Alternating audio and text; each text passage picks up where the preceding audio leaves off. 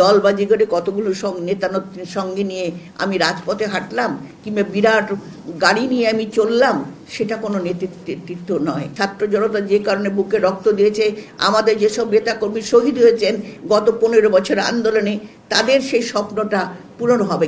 মানসিক যে এটা যে বুঝতে পারে, উপলব্ধি করতে পারেন, তিনি হতে পারেন সত্যিকারের নেতা। যে আমরা মনে করি আজকে 31 দফা বলেন, আমরা বলেন শিক্ষার তো একদম মানদণ্ড শেষ।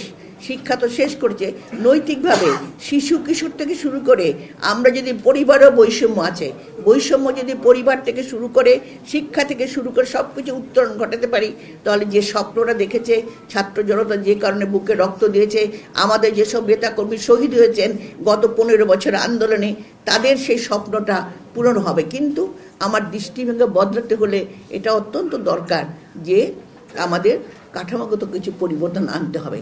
দলবাজি করে কতগুলো নেতা নেত্রীর সঙ্গে নিয়ে আমি রাজপথে হাঁটলাম কিংবা বিরাট গাড়ি নিয়ে আমি চললাম, সেটা কোনো নেতৃত্ব নয়। আমি আর কিছু বলতে চাই না। এটার মধ্যে চমৎকারভাবে নেতৃত্বের গুণাবলী দিয়েছেন, এটা সত্য কথা। তবে এটাই বলছি, শিক্ষাগতভাবে যেটা বলা হচ্ছে, হ্যাঁ পিএইচডিও দরকার নাই। তিনি যদি জনগণের পালসটা বুঝতে পারে, যেটা বলে যে ঈশ্বর কি, এটাকে কি বলে, মানসিক যে এটা যে বুঝতে পারে, উপলব্ধি করতে পারেন, তিনি হতে পারেন সত্যিকারের নেতা।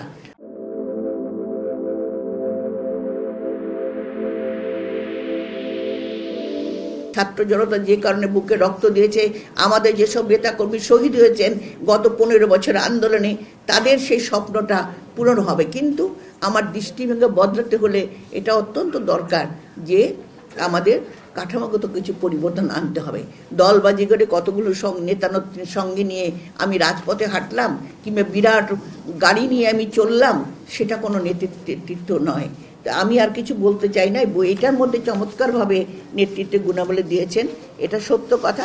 তবে এটাই বলছি, শিক্ষাগতভাবে যেটা বলা হচ্ছে, হ্যাঁ পিএইচডিও দরকার নাই। তিনি যদি জনগণের পালসটা বুঝতে পারে, যেটা বলে যে ঈশ্বর কি, এটাকে কি বলে, মানসিক যে এটা যে বুঝতে পারে, উপলব্ধি করতে পারেন, তিনি হতে পারেন সত্যিকারের নেতা।